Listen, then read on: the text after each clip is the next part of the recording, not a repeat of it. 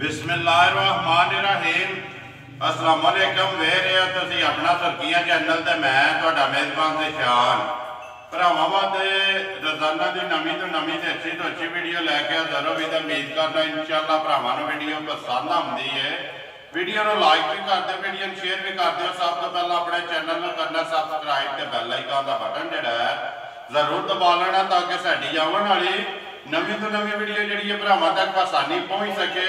Video जी बना लगे video इस तरह है भाई मालक की वीडियो भरवाल वाले की अगे भी तुम वीडियो वेचते आते पे। वीडियो का एड्रैस है जिला गुजरात है, तहसील भी गुजरात है, पिंड जो इन्हों का भरवाल है। लोकेशन इन्हों की इस तरह किसी भी भरा ना हो गुजरात तो निकल के आ जाना वाया जो फतेहपुर फतेहपुर तो अगला स्टाप आता पेरोशाह तो निकल के आ जाना जलालपुर सौंतियां तो जलालपुर सौंतियां तो जो रोड निकलता बांचरी वाला उस रोड के उत्ते तकरीबन जोड़ा ना 9 किलोमीटर तो बाद इन्हों का पिंड आता भरवाल।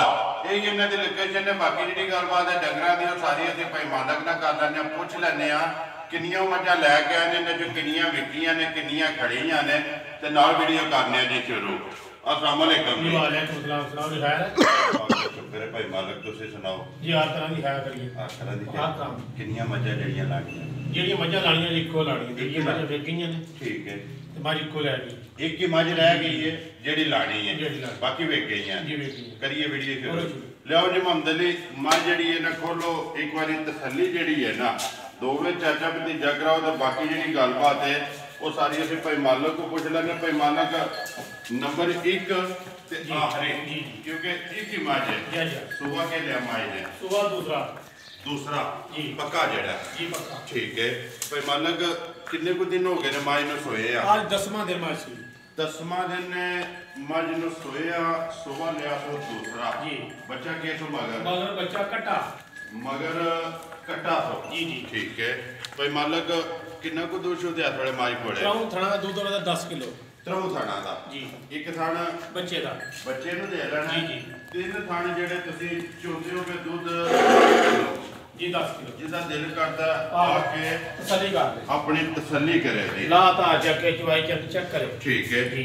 ला एक के नमाई सोना ला सा टुट चोने टुट सामने ठीक है जी। बच्चा बच्चा कच्चा समागा जी बच्चा लिया ठीक है दूध जेड़ा जी 10 किलो 10 किलो तिन्ना थाना दा एक थाने जेड़ा जी कट्टे नु दे लेना अखा हाइट हर चीज जेड़ी है जी भरावा सामने टोड़े ठीक है कोई धुनी कोई तो निशान नहीं है जी वो हर चीज दी भाई मालक तसल्ली बलाल करांदा पे भाई मालक किसी भरा नु मझ आवे पसंद जी किन्ने दी मझ दे सकनी है? इसकी कीमत करें 2,55,000 रुपया 2,55,000 रुपया 55,000 रुपया तुम डिमांड करते हो जी जी मजीद कोई भी भरा आवे जी जी आए दी कदर होगी वो ना पहले नंबर ठीक है जी। वंगा लाने हो सके कोनी बंगा लाओ जनालो जरूरत ही कोनी है हल्ला नहीं लगे ठीक हो गया। दूध 10 किलो ते मुल 2,55,000 प्यार मुहब्बत जड़ा जी जरूर होगा। जी। बाकी बच्चा जड़ा लग गया मझ पसंद ही है बलाल खा जी सकता है। जी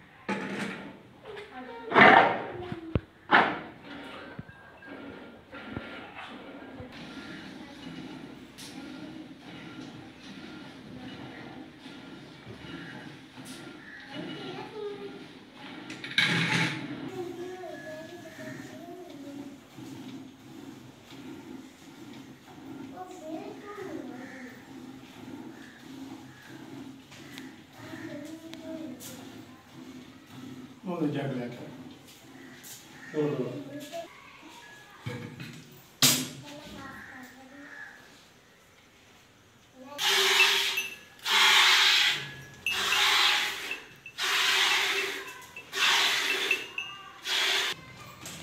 बच्चा कॉल एक टाइम का